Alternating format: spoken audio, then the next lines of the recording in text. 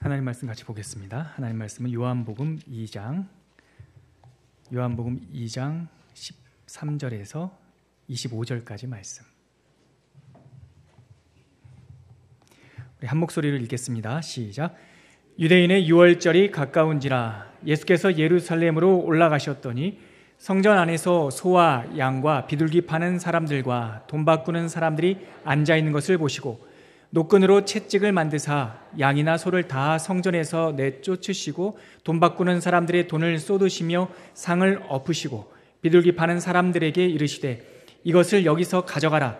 내 아버지의 집으로 장사하는 집을 만들지 말라 하시니 제자들이 성경 말씀에 주의 전을 사모하는 열심히 나를 삼키리라 한 것을 기억하였더라. 이에 유대인들이 대답하여 예수께 말하기를 네가 이런 일을 행하니 무슨 표적을 우리에게 보이겠느냐. 예수께서 대답하여 이르시되 너희가 이 성전을 헐라. 내가 사흘 동안에 일으키리라. 유대인들이 이르되 이 성전은 46년 동안에 지었거늘 네가 3일 동안에 일으키겠느냐 하더라. 그러나 예수는 성전된 자기 육체를 가리켜 말씀하신 것이라. 죽은 자 가운데서 살아나신 후에야 제자들이 이 말씀하신 것을 기억하고 성경과 예수께서 하신 말씀을 믿었더라. 유월절에 예수께서 예루살렘에 계시니 많은 사람이 그의 행하시는 표적을 보고 그의 이름을 믿었으나 예수는 그의 몸을 그들에게 의탁하지 아니하셨으니 이는 친히 모든 사람을 아심이요 또 사람에 대하여 누구의 증언도 받으실 필요가 없었으니 이는 그가 친히 사람의 속에 있는 것을 아셨음이니라. 아멘. 하나님 아버지, 은혜를 감사합니다.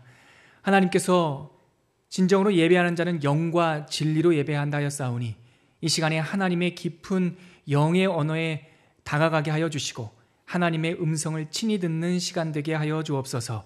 예수님의 이름으로 기도합니다. 아멘. 우리가 지금 주일날 요한복음을 함께 나누고 있는데요, 요한복음은 참 좋은 성경이고 많은 상징과 비유가 담겨 있어서 감동과 깨달음을 줍니다. 반면에 요한복음은 좀 아픈 성경입니다. 표면적으로 읽으면 직관적인 언어들이 많죠. 뭐 떡, 빛, 뭐 목자, 나무 이러니까 부드러운 성경 같은데 한 켠만, 한 깊이만 조금 더 들어가 보면 우리의 깊은 것을 찌르고 우리의 묵혀있는 묵은 땅을 갈아엎는 그런 성경입니다. 그래서 참으로 요한복음은 쟁기와도 같습니다. 우리가 차분히 말씀에 집중하다 보면 우리의 굳어져 있는 것들이 뒤집어지는 것을 경험하게 됩니다. 그래서 요한복음 안에는 이 역설의 화법이 많습니다. 우리가 지난 시간에 1장에 살펴봤듯이 빛이 어둠에 비쳤는데 어둠은 알지 못했잖아요. 그리고 주인 되신 하나님께서 자기 땅에 오셨는데 그 백성들은 영접하지 않았고요. 또 지난주에 본문 기억나십니까? 혼인잔치인데 포도주, 기쁨이 떨어졌고 그들이 부정하다고 생각했던 그 돌 항아리에 손을 씻어내던 더러운 물은 극상품 포도주로 바뀌는, 있어야 될 것은 없고 모든 사람들이 포기한 것은 다시 좋은 것으로 바뀌는 이런 역설의 사건들이 많이 일어납니다. 사실 오늘 우리가 읽은 이 요한복음 2장 13절 이하의 사건도 역설의 사건입니다. 우리 먼저 13절 같이 한번 읽어볼까요? 그 배경이 나와 있습니다. 시작. 유대인의 유월절이 가까운지라 예수께서 예루살렘으로 올라가셨더니. 여러분, 이 구절이 조금 그냥 흘러 지나갈 수 있는 구절 같지만 의미가 있는 표현이 담겨 있습니다. 유월절이긴 유월절인데 오늘 요한복음에 보니까 유대인의 유월절 이렇게 표현하고 있어요. 이거는 요한복음에만 나오는 표현입니다. 유월절이란 단어는 성경 전체에 많이 나와요. 근데 그 유월절을 사도 요한은 콕 집어서 유대인의 유월절이라고 말합니다. 잠시 멈춰 생각해 보면 이 짧은 표현이 던져주는 메시지가 있습니다. 마치 예전에 이청준 선생이 당신들의 천국이라는 소설, 제가 서점에서 그 책의 내용을 읽기 전에 그 제목만 봤을 때 묵직하게 그 망치로 한 대 맞은 듯한 아픔이 있었어요. 천국인 천국인데 당신들의 천국. 유월절이긴 유월절인데 유대인의 유월절. 요한복음 1장에는 예수님을 유월절 어린 양이라고 묘사해요. 그리고 그 유월절로 시작된 이스라엘 민족의 수도가 예루살렘이에요. 이 유월절 어린 양이 상징하고 있는 예수님이, 하나님이신 예수님께서 육신의 몸을 입고 이 땅에 오셔서 그 유월절에 그 나라의 수도, 그 나라의 수도 안에 한가운데 있는 성전으로 들어가셨는데, 오늘 말씀 보니까 사건이 발생한 거예요. 그 사건이 오늘 하나님께서 우리에게 주시는 가장 중요한 핵심 메시지입니다. 그들의 유월절 안에, 그들의 예루살렘에서, 그들의 성전 깊은 곳에서 무슨 사건이 일어났는지 우리 14절과 15절을 같이 한번 다시 읽어볼까요? 읽겠습니다. 시작. 성전 안에서 소와 양과 비둘기 파는 사람들과 돈 바꾸는 사람들이 앉아있는 것을 보시고 노끈으로 채찍을 만드사 양이나 소를 다 성전에서 내쫓으시고 돈 바꾸는 사람들의 돈을 쏟으시며 상을 엎으시고. 그 성전 안에서, 14절에는 성전 안에서라고 시작합니다. 성전 안에 있어야 할 것이 없고 이상한 게 있습니다. 뭐가 있죠? 소와 양과 비둘기 파는 사람들과 돈 바꾸는 사람들이 앉아 있는 것을 보셨어요. 그리고 예수님께서 노끈으로, 힘없는 물건을 엮는 노끈으로 이렇게 길게 잡으시고 마치 채찍처럼 만듭니다. 이건 실제 채찍 아닙니다. 로마 시대, 예수님 시대에는 채찍이 하나의 무기로 여겨졌기 때문에 성전 안에 들어갈 때 칼이나 몽둥이나 이런 채찍은 들고 들어갈 수가 없었어요. 빈몸으로 들어가죠. 예수님께서 성전 안에 있어야 될 것이 없는 것을 목격하신 후에 얼마나 마음이 아프셨던지 양과 짐승을 끌어왔던 그 노끈 몇 가닥을 엮으신 다음에 그 힘없는 노끈이 무슨 그 영향력이 있었겠습니까? 마치 자기 몸을,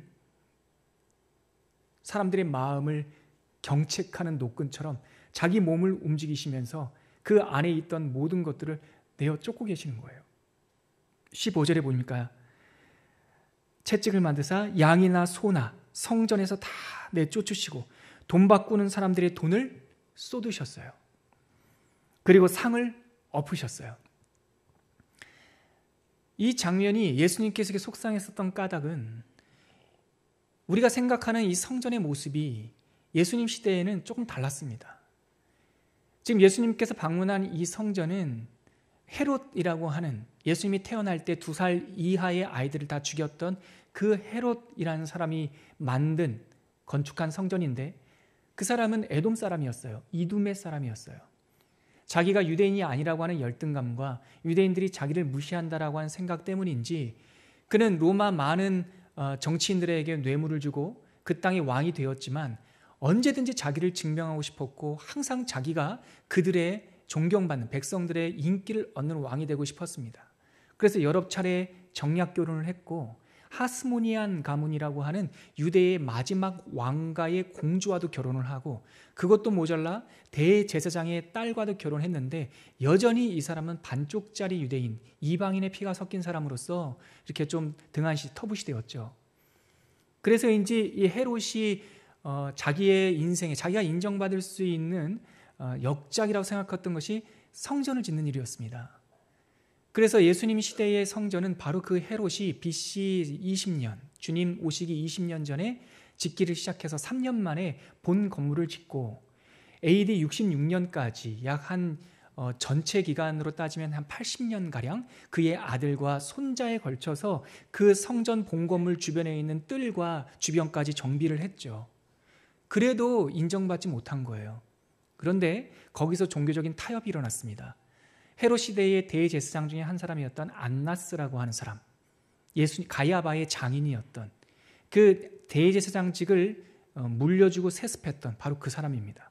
안나스라는 사람이 실권이 있는 대제사장이었는데 이 헤롯 가문과 결탁해서 성전 본건물 안은 어떻게 유용할 수 없었지만 성전의 뜰까지 자기네가 유용할 수 있는 권리를 얻어냈어요. 그렇다고 해서 유대인 성인들이 거하는 그 성전 안뜰 말고 바깥뜰, 다른 마가복음 11장에 보면 이방인들의 뜰이라고 불렸던 성전 바깥뜰, 엄연히 성전의 한 부분이었던 그곳에 매매권을 이 안나스가 갖게 됩니다. 왜냐하면 멀리서 유월절이나 오순절이나 초막절 때 예배를 드리러 유대인들이 올 때 자기의 짐승들을 다 가지고 올 수 없었거든요. 그래서 멀리서 오는 사람들은 성전 안에서 양과 소와 비둘기를 샀었습니다. 그거를 매매할 수 있는 권리를 안나스가 다 가진 거예요. 또 하나 핑계이자 구실이었던 것 같아요. 성전세를 내야 되는데 로마 화폐로는 내면 안 된다. 왜냐하면 거기에 황제의 얼굴이 새겨져 있으니까 하나님께서 10계명에 우상 같은 거 뭘 새기지 말라고 하지 않았습니까? 그래서 성전세를 낼 때는 성전의 세겔이라고 하는 성전 동전으로 바꾸어서 내게 했어요. 그런데 옛날에는 동전이 은의 무게와 같았던 거 아시죠? 가치가. 우리나라처럼 한국은행이 그 가치를 보증하는 것이 아니라 그 동전의 무게가 가치를 보증하는 거였는데 무게를 속였습니다. 그리고 성전세로 바꾸기 위해서 환전상들이 성전 안에 있었습니다. 그래서 예수님께서 성전 안에 들어오셨을 때 그 이방인의 뜰, 성전의 입구였던 가장 바깥들은 이미 소와, 방금 우리가 읽었듯이 소와 양과 비둘기와 환전하는 사람들과 오만 자기의 이익, 자기의 물건을 파는 사람들로 시장통이 되어 있었던 거예요. 그 시장통 안에서 예수님께서 양과 소를 다 내어 쫓기 시작하셨고, 그리고 환전상들의 그 무게를 속였던 은들을 땅바닥에 쏟기 시작하셨고, 그들이 걸터앉고 있었던 걸상과 책상들을 뒤집어 엎으셨어요. 저는 이 장면을 저와 여러분들이 조금 더 깊게 들어가길 바랍니다. 그냥 당연한 듯 흘려들이지 마시고 이 장면을 한번 집중해 보세요. 사도 요한은 우리가 이 장면을 마치 영화로 보듯이 생생하게 체험하기를 원하는 뜻이었는지 아주 구체적으로 기록하고 있잖아요. 마치 제가 영화 감독이라면 여러분들이 지금 제 얼굴을 보고 있는 이 스크린에 이 장면을 이렇게 보여드리고 싶어요. 슬로우 모션으로요. 얼마나 성전 안이 유월절, 그들의 유월절 안에서 얼마나 왁작지껄했겠습니까? 소 우는 소리, 양 우는 소리, 비둘기의 펄럭펄럭, 사람들의 이거 바꿔줘요, 이것 좀 해주세요, 저희 거 먼저 해주세요. 한쪽에서는 가까운 곳에 갖고 왔던 짐승들을 그 결탁한 제사장들이 이거는 불법, 이거는 부족해, 새로 사야 돼. 그러한 거래들이 막 일어나고 있을 때 진짜 유월절의 어린 양 되신 예수님께서 그 성전에 들어오시자마자 화면은 슬로우 모션으로 바뀝니다. 예수님께서 노끈으로 내려치실 때마다 상들이 뒤집어지고 땅에서 먼지가 훅 올라오고 동전은 쏟아지고 공중에 떠 있고 비둘기는 날아가고 소와 양들은 그 끈이 풀려진 소와 양들은 막 사방으로 흩어지고 있습니다. 그때 여러분 주목해 보십시오. 당황한 장사꾼들의 얼굴, 갑자기 당해서 놀란 여인들의 표정, 매매하다가 갑자기 그 모든 것들이 풀어질 때 놀래가지고 예수님을 바라보는 백성들의 얼굴. 여러분들이 특별히 주목해야 될 사람들은 그 옆에 제사장복을 입고 자기네 권리인 양 그 매매권을 팔던 제사장들의 놀란 표정. 지금 그 장면이 성전 안에서 예수님의 공적생의 첫 번째 사건으로 일어나고 있는 거죠. 제가 이번 주간에 이 말씀을 다시 묵상하면서 저는 이 장면과 구약성경 유명한 한 구절이 오버랩됐어요. 시편 1편에 있는 말씀입니다. 1편 4절 말씀이요. 악인은 그렇지 않음이요 오직 바람에 나는 겨와 같도다. 예수님께서 하나님의 뜻에 부합하지 않는 시장통이 되어버린 강도의 소굴이라고 말했던 그 왁작지껄한 성전 안에 있는 더러운 것들을 지금 바람에 날려버리고 있는 거예요. 가장 거룩해야 될 곳에 세상의 풍조와 세상의 장사치와 세상의 물질이 들어와 있는 것이죠. 예수님께서 그 안에 들어가셔서 하나님의 성전을 사모하는 열심으로 그들의 묵혀있던, 당연하다고 생각했던 그들의 세상의 문법을 뒤집고 있는 겁니다. 그리고 나서 예수님께서 그들에게 이렇게 선포하십니다. 16절과 17절이에요. 같이 한번 읽겠습니다. 시작. 비둘기 파는 사람들에게 이르시되 이것을 여기서 가져가라. 내 아버지의 집으로 장사하는 집을 만들지 말라 하시니 제자들이 성경 말씀에 주의 전을 사모하는 열심히 나를 삼키리라 한 것을 기억하였더라. 이 비둘기 파는 사람들에게, 모든 장사하는 사람들에게 이제 드디어 예수님께서 말씀하십니다. 이것을 여기서 가져가라. 내 아버지의 집으로 장사하는 집을 만들지 말라. 내 아버지의 집.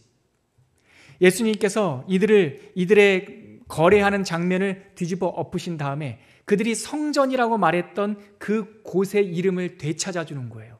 여러분 보십시오. 그들은 성전이라고 말했지만 성전답지 못했습니다. 그들은 유월절을 지킨다고 말했지만 그들만의 유월절이었습니다. 이것을 다 정결케 하신 후에 예수님께서는 이것을 성전이라 말하지 않고 내 아버지의 집이라고 말합니다. 중생한 사람들은요, 언어가 새롭게 됩니다. 중생한 사람들은 하나님께서 우리에게 주신 그 하나님의 언약의 본질적인 내용에 집중하게 됩니다. 왜냐하면 악한 영들이 우리에게 도전하는 가장 오래된 전통 중에 하나가, 전략 중에 하나가 언어를 혼잡하게 하는 겁니다. 아예 언어를 못 쓰게 하든지 아니면 그 언어를 더욱더 과장되고 더욱더 이렇게 거룩한 용어들로 덕지덕지하게 만듭니다. 그리고 내용은 하나도 없게 만들죠. 성전이라고 말했지만 성전답지 못하고, 제사장이라고 말했지만 전혀 제사장답지 못한, 왕이라고 말했지만 반쪽짜리 유대인, 왕이 아니었던 그 시대 속에서 참 빛이 오셔서 그곳이 어떤 곳인지 우리들에게 알려주시는데, 그곳은 성전이기 이전에 아버지의 집이었습니다. 마가복음 11장에 보면 그곳은 장사하는 곳 이전에 만민이 기도하는 집이었습니다. 여러분, 이 오래된 마귀들의 전략을 아주 재미있게 소설 형식으로 쓴 사람이 있어요. C.S. 루이스라고요. 영국의 유명한 작가이고, 그 사람은 본래 무신론자였습니다. 후에 회심하고 예수님을 믿게 된 다음에 자기가 어둠에 있었던 경험을 바탕으로 마귀의 관점에서 우리를 흔들려고 하는 악한 세력의 관점에서 동화를 하나 썼는데, 그것이 바로 스크루테이프의 편지라는 겁니다. 스크루테이프라고 하는 마귀 대장이 자기 조카이자 새끼 마귀인 웜우드라고 하는 조카에게, 동화입니다, 동화. 하지만 여기서 시사하는 바가 굉장히 많아요. 조카에게 조언을 해주는 편지글을 모아놓은 게 그 책이에요. 한번 서점 가서 읽어보십시오. 짧은 책, 성경책이, 짧은 책인데 거기에 보면 이 마귀들의 전략이 나와요. 제가 그 한 대목을 갖고 왔는데요. 이거를 보면은요, 유대인들이 성전이라고 말하고 거룩한 옷들을 자꾸, 제사장의 옷들을 더 거추장스럽게 꾸미고 금으로 기둥을 금칠을 했던 이유들이 이 스크루테이프 편지라고 하는 책 속에 담겨 있습니다. 제가 한번 읽어드릴게요. 27페이지에 있는 내용인데요. 부제목은 이렇습니다. 환자들을 무기력하게 하는 방법. 여기서 환자는 우리들을 말합니다. 마귀의 입장에서 봤을 때는 크리스찬들이 환자랍니다. 환자들을 어떻게 하는 방법? 무기력하게 하는 방법. 들어보세요. 스크루테이프의 조언입니다. 환자들은 거룩한 용어를 사용하면 거룩한 사람이 되는 줄 착각하지. 이런 현상을 부추기도록 가장 기본적인 의무는 등한시한 채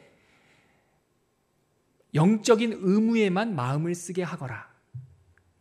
명백한 것을 무서워하며 소홀히 여기는 인간의 특성은 정말 쓸모가 있단다. 그것을 더 강화시키거라. 어머니를 위해서 기도하는 것까지 막을 수 없다는 것은 사실이다.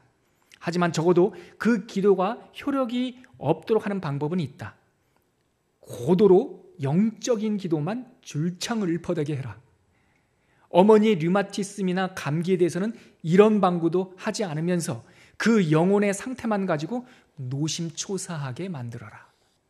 이게 누구의 편지라고요? 스크루테이프의, 마귀의 편지라고요. 거룩한 용어를 쓰면 거룩한 사람 되는 걸로 착각하지. 이거를 2019년 버전으로 제가 바꿔드릴까요? 유명한 목사님 교회 다니면 자기도 신앙이 좋은 줄 착각하지. 큰 교회 다니면 자기의 믿음도 큰 줄 착각하지. 멋진 건물을 지어놓고 거기서 거룩, 성전, 대홀, 무슨 장 목사님, 무슨 감동 목사님, 박사 가운 입고, 마귀의 전략이라고요. 2000년 전 예수님, 참 어린 양 대신, 유월절 어린 양 대신 그분께서 성전에 들어가셨는데, 그들은 성전이라고 말했는데 시장통을 만들어 놨다고요. 예수님께서 그곳을 뒤집어 엎고 뭐라고 다시 이름을 고쳐주십니까? 아버지의 집. 너희들이 아버지의 집을 장사꾼의 집으로 바꾸어 놓았구나. 그랬더니 제자들이 시편 66편 9절에 있는 주의 집을 사모하는 그 열심이 나를 삼켰도다 하는 그 말씀이 기억났다라는 거죠. 예수님께서 성전에 오셨는데 그 보혈을 임방과 설주에 바를 수 있는 참다운 유월절의 은혜를 경험할 수 있는 집이 무너지고 없었던 거예요. 하나님과 전혀 상관없는 돌집만 하나 있었고 그 마당은 음모와 거짓과 상술이 난무하는 시장통으로 바뀌어 있었던 거예요. 다 가지고 나가라 이렇게 얘기했죠. 그랬더니 그 장면을 보던 종교 지도자들이 예수님께 묻습니다. 그 내용이요 18절부터 있는데요, 한번 읽어볼까요? 시작. 이에 유대인들이 대답하여 예수께 말하기를 네가 이런 일을 행하니 무슨 표적을 우리에게 보이겠느냐. 무슨 표적을 보이겠느냐. 이 말은 요한한테 했던 말, 세례 요한에게 했던 말과 똑같습니다. 세례 요한이 세례를 주니까 뭐라고 물었죠? 무슨 권리로 세례를 베풀고 있어? 여러분, 우리에게 권리가 뭡니까? 우리가 크리스찬으로서 하나님의 말씀대로 살아가는 뜻과 권위가, 우리의 권위가 어디서 나옵니까? 목사의 권위는 어디서 나옵니까? 제가 졸업한 학교에서 나옵니까? 제 성적표에서 제 권위가 나옵니까? 제가 입은 박사 가운에서 권위가 나옵니까? 아니요.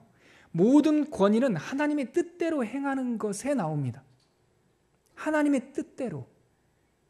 그런데 이 시대의 유대인들은 예수님께 세례 요한에게 무슨 권리가 있습니까? 표적 보여주십시오 이렇게 한다고. 예수님께서 이렇게 말씀하십니다. 19절. 이게 오늘 예수님께서 우리에게 주시는 가장 강력한 메시지입니다. 같이 읽겠습니다. 시작.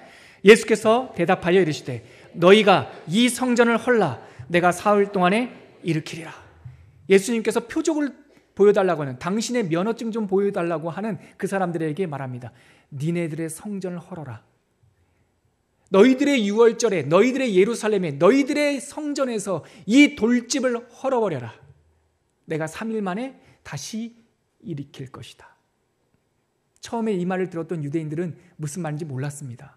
그래서 성전 모독죄라고 하는 제목으로 예수님을 십자가에 못 박은 것입니다. 예수님의 제목에 대해서 빌라도 앞에 많은 사람들이 이렇다 저렇다 말했지만 많은 사람들이 공통적으로 예수님을 고소했던 그 사형에 해당하는 죄가 바로 이 성전 모독죄였습니다. 그러나 나중에 이들을 알게 됐죠. 이것이 무엇을 의미하는지. 이어지는 20절과 21절 같이 한번 읽어볼까요? 어떤 것을 의미하고 있었는지. 시작. 유대인들이 이르되 이 성전은 46년 동안 지었거늘 네가 3일 동안에 일으키겠느냐 하더라. 그러나 예수는 성전된 자기 육체를 가리켜 말씀하신 것이다. 여러분 이거 밑줄 치셔야 됩니다. 예수께서 분명히 뭐라고 말씀하셨습니까? 성전은 곧 자기 육체다. 자기다. 내가 성전이다 라고 말씀하셨습니다. 제자들도 이 뜻에 대해서 처음에는 깨닫지 못했어요. 그런데 22절에 보니까 사도 요한은 후에 이 하나님의 사건을 기억하면서 이 뜻을 이렇게 해석하고 있습니다. 제가 읽어드릴게요. 죽은 자 가운데서 살아나신 후에야 제자들이 이 말씀하신 것을 기억하고 성경과 예수께서 하신 말씀을 믿었더라. 예수께서 죽은 자 가운데서 살아나신 이후에 이 말씀을 기억했다라는 겁니다. 성령께서 오셔서 예수께서 하신 말씀을 다 기억하게 하셨다는 거예요. 그래서 믿었어요. 뭐를요? 성경과 예수께서 하신 말씀을 믿었어요. 그들의 전통과 그들의 문화가 아니라 성경과 하신 말씀을 믿었어요.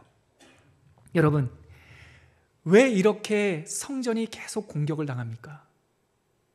왜 거룩한 곳이 이렇게 쉽게 타락합니까?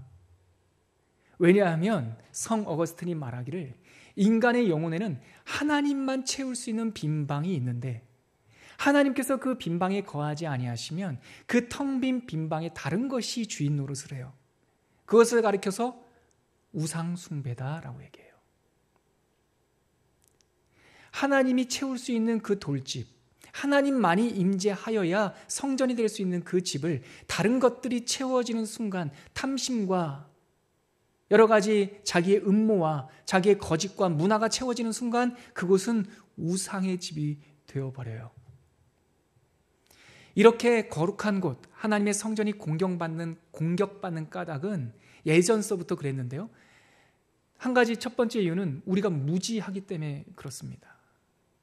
정말 몰라요. 하나님을 모르고 하나님을 알려고도 하지 않아요. 그러다 보니 우상 숭배가 거짓된 신들이 우리들의 영혼, 우리들의 하나님의 예배 처소마다 세워질 수 있습니다. 제가 우상 숭배 얘기할 때마다 떠오르는 경험이 있는데, 제가 대학 다닐 때 철학을 부전공을 했는데 철학 선생님이 이런 윤리학을 가르치는 선생님이 이런 말씀하셨어요. 학생들에게 철수와 영희가 있습니다. 하루는 철수가 와서 영희에게 말을 했죠. 영희야, 내가 넌 너무 사랑해. 너는 나의 이상형이야. 여기에 영희라는 이름 갖고 계신 분들 설레지 마시고요. 그냥 예를 들어서. 근데 그 다음날 와가지고 철수가 또 영희에게 말합니다. 영희야, 내가 어젯밤에 생각해보니까 내가 너를 사랑하는 것 같지 않아. 여기까지는 뭐 그럴 수 있죠. 그 다음날 철수가 또 와서 영희에게 말합니다. 영희야, 내가 잘못했어. 생각해보니 난 너밖에 없어. 이상한 녀석이죠? 그 다음날 또 옵니다. 영희야, 내가 어제 길을 가다가 나의 이상형을 만났어. 너는 아니었어. 또 와서 그 다음날 영희야, 날 용서해줘. 영희야, 널 사랑해. 너밖에 없어. 그 다음날 와서 나 아니야. 나 너 싫어. 그러고 나서 철학 선생님이 질문했어요. 학생들에게. 여러분, 이 철수는 영희를 사랑하는 걸까요? 사랑하지 않는 걸까요? 아니라는 사람도 있고 사랑한다는 사람도 있죠. 사랑한다라고 주장했던 사람들이 남학생들이 좀 더 많았습니다. 사랑하지 않는다 말했던 사람들 중에 자매들이 좀 많았고요. 그런데 그 자리에서 선생님이 해줬던 말씀이 되게 인상적이었어요. 자기는 철수가 영희를 사랑하는지 사랑하지 않는지 결론 내릴 수 없다. 그러나 하나 확실한 게 있다. 철수는 영희를 모른다. 철수가 말하는 사랑은 자기 감정이다. 그러니까 영희를 모르니까 자기의 감정에 따라 이러기도 하고 저러기도 하는 거다. 저는 대학교 다닐 때 이거를 그냥 철학 수업으로 들었어요. 이게 왜 저한테 의미가 남고 기억에 남는 사건이냐면, 나중에 성경 사사기를 읽는데요, 사사기의 내용이 딱 철수와 영희 얘기더라고요. 사사기에 하나님을 믿고 하나님을 배반하고 하나님을 사랑한다 하고 하나님을 미워한다라고 하고, 이게 12번이 반복이 돼요. 제가 아까 철수와 영희 얘기 딱 3번만 얘기해도 슬슬 좀 짜증스럽잖아요. 좀 정신 나간 애 같잖아요, 철수. 근데 사사기를 보면은요, 정신 나간 민족이 나와요. 이스라엘이에요. 하나님을 믿는다 했다가 그다음에 금방 또 배반하고, 배반했다가 또 믿는다 했다가 배반하고, 그게 온니엘부터 삼손까지 12번이 나와요. 그런데 성경학자들은 이 사사기야말로 가장 우상 숭배가 심했던 시대로 말을 해요. 그러므로 우상 숭배라고 하는 것은 하나님을 완전히 떠나는 사건이 아니에요. 하나님과 함께 바알을 같이 섬기는 거예요. 바람 피는 거예요. 우상 숭배의 죄는요, 불교 신자들에게 해당되는 게 아닙니다. 그 사람들은 이교도들이에요. 우상 숭배는 이슬람 신자들에게 해당되는 게 아니에요. 그 사람들은 이교도들이라고요. 우상 숭배의 경고는 크리스찬들에게 하는 말이에요. 하나님을 믿는다 하면서 다른 것을 동시에 사랑하는 자, 하나님을 믿는다 하면서 하나님을 믿는 것이 아니라 그의 말씀과 그의 메시지, 성경을 믿는 것이 아니라 내가 상상하는 하나님을 믿는 것. 지금 유대인들이 그들의 유월절에, 그들의 예루살렘 안에서, 그들의 성전 안에서 우상 숭배하고 있어요. 하나님을 몰라서 이러는 거예요.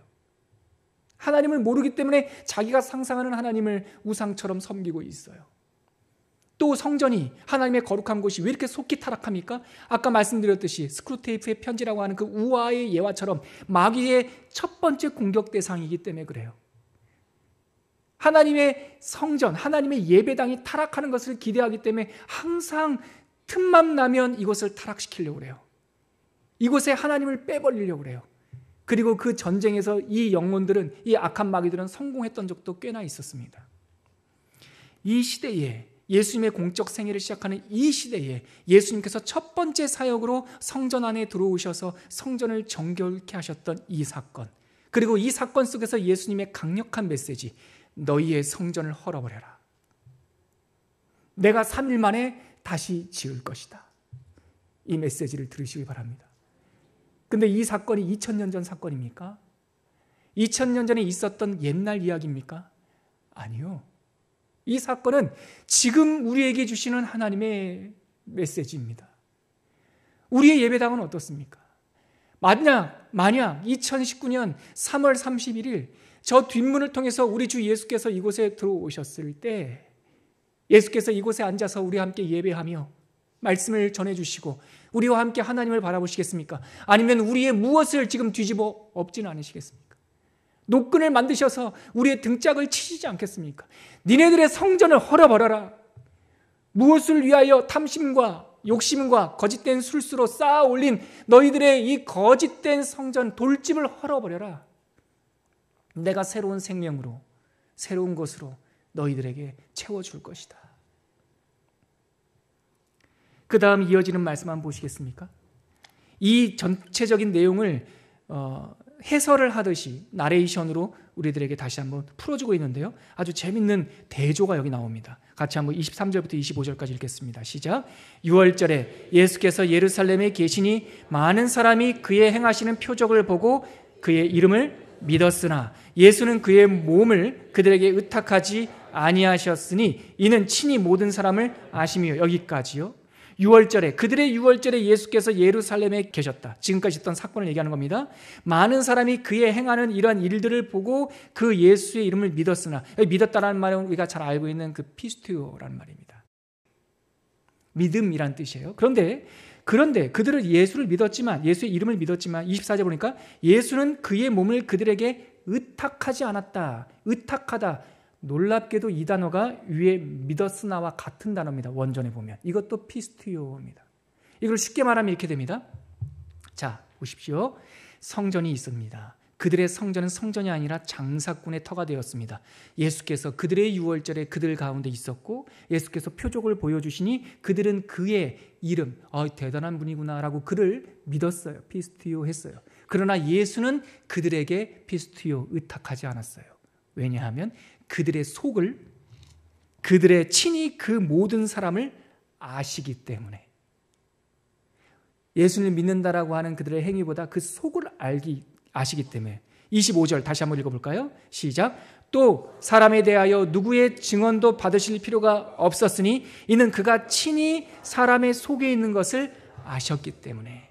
똑같은 단어를 지금 두 번 평행법이라고 그래요. 유대인의 강조법이에요. 그들은 예수를 그 표적을 보고 믿었지만 예수는 보이지 않는 그들의 속까지 꿰뚫어 보고 그들을 믿지 않았다.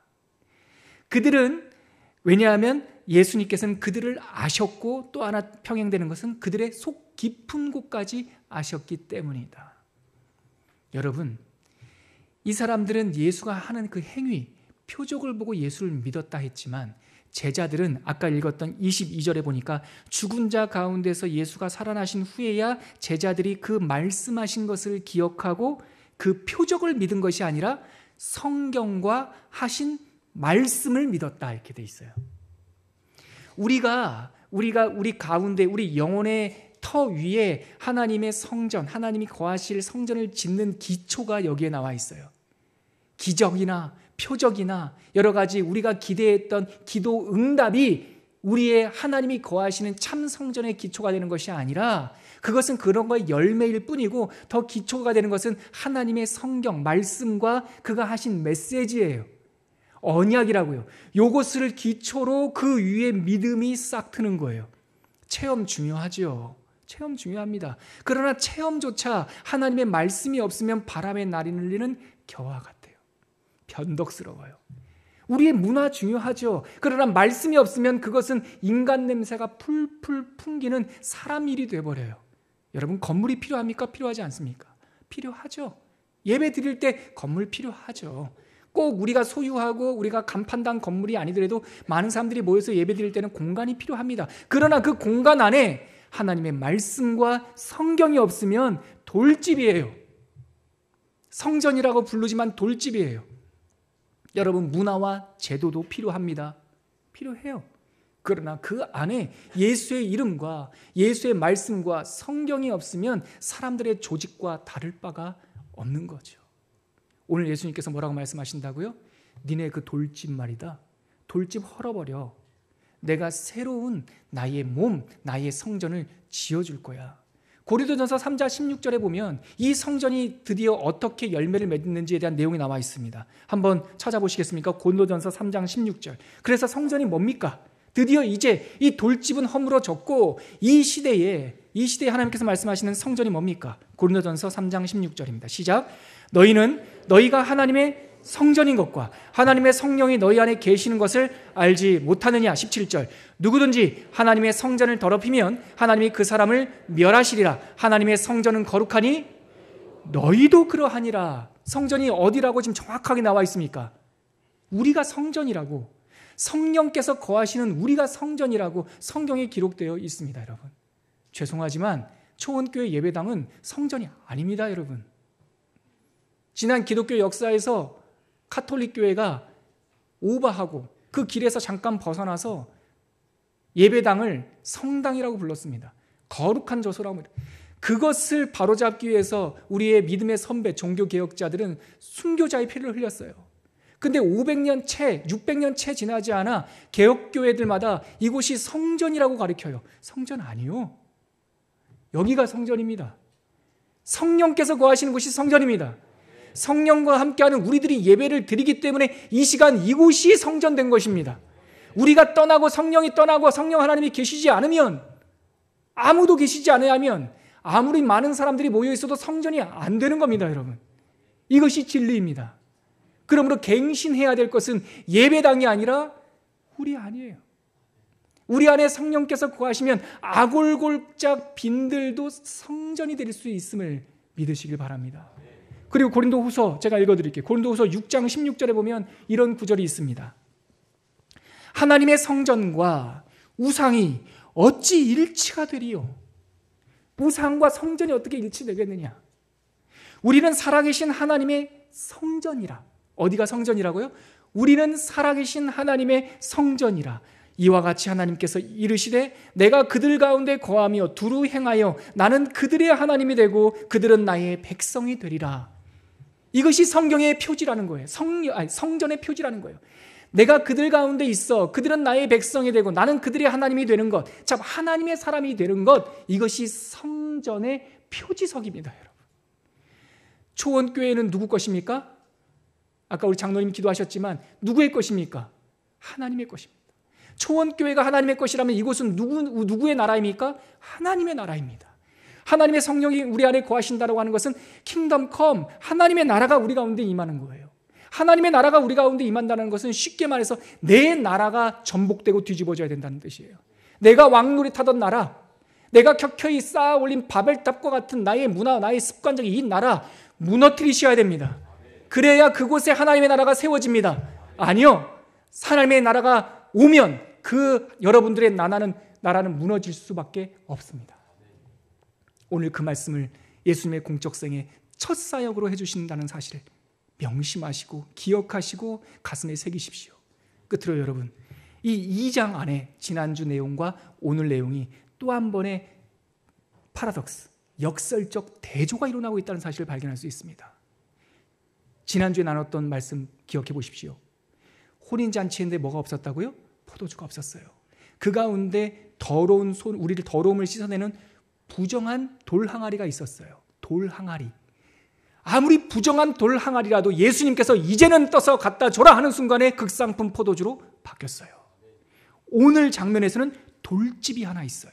배경은 똑같아요. 6월 혼인잔치인데 기쁨이 떨어진 것처럼 6월절인데 그들의 6월절이고 그들의 6월절 안에 어린 양이 없던 그 6월절 안에 돌집이 하나 있어요. 근데 이 돌집은 차라리 혼인잔치에 부정한 돌 항아리면 괜찮을 텐데 자기네들이 성전이래요.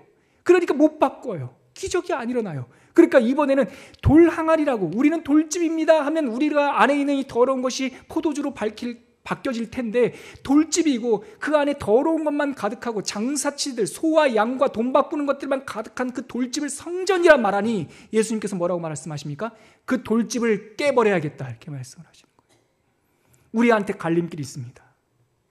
여러분들의 그 모습, 저희 이 모습을 가지고 주여 나는 죄인입니다, 나는 아무것도 없습니다, 하나님 이 공간은 그냥 공간일 뿐입니다, 하나님 우리를 극상품 포도주로 바꿔주십시오라고 말할 수 있는 혼인잔치의 기도가 있고, 예수님을 모르는 채 장사꾼들과 돈과 여러 가지 세상의 풍조만 가득해서 우리 스스로 성전입니다 올려드리는 이 기도가 있어요. 어느 기도가 우리의 기도가 되어야 되겠습니까? 전자의 기도. 우리 안에 있는 거짓된 돌집들을 다 무너뜨려 버리고 하나님의 집, 거룩한 성전이 세워지는 은혜가 있기를 바랍니다. 끝으로 여러분, 제가 예레미야의 탄식을 한번 읽어드리면서 오늘 본문 말씀의 메시지를 거두려고 합니다. 예레미야가 타락한 이스라엘 역사 속에서 이렇게 외쳤습니다. 예레미야 7장 4절입니다. 예레미야 7장 4절. 이 시대의 종교적 전통과 또한 켜켜이 쌓아 올린 이 문화적 기독교, 진리의 기독교가 아니라 습관적 기독교, 종교적 기독교를 향해서 외치는 하나님의 일갈, 선지자의 일갈을 들으십시오. 7장 4절입니다. 같이 읽어볼까요? 시작.